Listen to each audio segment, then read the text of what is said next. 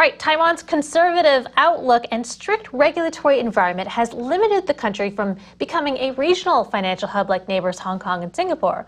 But the government of President Tsai Ing-wen wants to change that perception. That's where XREX, a Taipei-based TradeTech Fintech, wants to step in to bridge the world using stablecoins. Joining us now to discuss is XREX co-founder and CEO, Huang.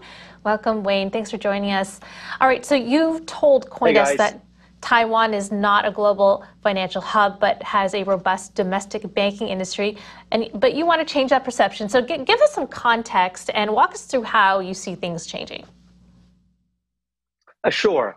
I think Taiwan, our government's been very friendly to crypto-enabled fintech startups. For example, our startup XREX is directly invested by the Taiwanese government, and our government actually has an observer board seat.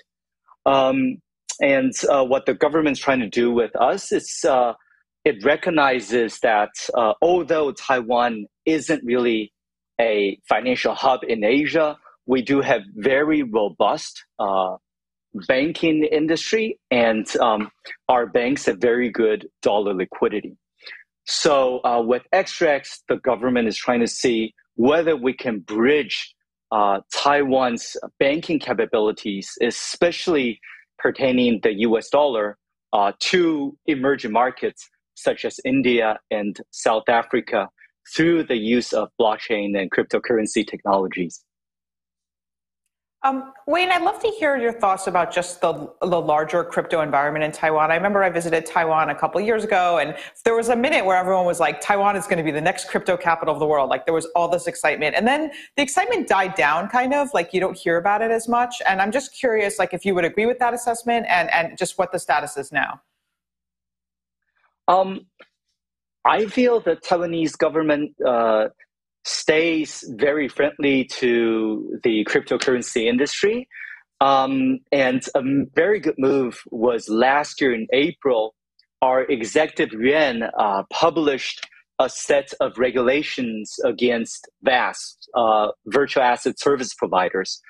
And it's in effect July 1st. And so finally, it is now a regulated industry. And that's helped us a lot as we try to acquire multiple licenses worldwide. Now, governments see us as being regulated, all of us VASPs in Taiwan. There's also been some larger changes, though, just in Asia, over the past year or so. Like there was, obviously Beijing cracked down even harder on crypto. We saw mining leaving the region, probably saw some investors also leaving the region. I'm just curious, like, where does Taiwan fit into that? Did it have any impact at all? Yeah, so there's been a migration for over a year now because it's no news that Beijing was going to ban crypto. And so we saw a huge exodus of cryptocurrency companies, large and small. A lot of them set up their headquarters in Singapore, but at the same time, a lot of them also came to set up engineering offices in Taiwan because of Taiwan's engineering talent pool. So versus just a year ago, we're now seeing many large players that have, within a year's time, recruited over, I'd say, over 100 people from nothing in Taiwan. So there's kind of benefited Taiwan a little bit, you could say. Yeah, I think overall it's it's very exciting times. I think it's very good for the talents here, especially talents that have invested in this industry early. Now they're in demand. They have lots of offers. So it's great for the job market here. It's obviously becoming very competitive for startups here. But overall, I think it's very good. So Wayne, you obviously you have this you were saying the banking system has a lot of dollar liquidity, and you're trying to find a way for it to go to other countries. How much is potential U.S. regulation of the U.S. dollar use on the blockchain, which seems to be on its way to happening, or some sort of guidance coming either from the Biden administration itself or through Congress. How much of that is a concern? How much of that do you think will affect what you're trying to do? Or are you taking a wait and see attitude, or are you going to just do what, let's say, Tether does, which is, just say, oh, that's nice, but that doesn't affect me? Yeah, we're paying very close attention, and we see that, we hope that the U.S. regulators get it right. At the same time, we also see it as necessary because stablecoins such as USDC and USDT have become anchors to crypto markets. And if something were to go wrong, it could have a fast snowballing effect. And although these issuers often stress that they're one-to-one pegged to the dollar, but what they mean is one-to-one pegged to their bank deposits.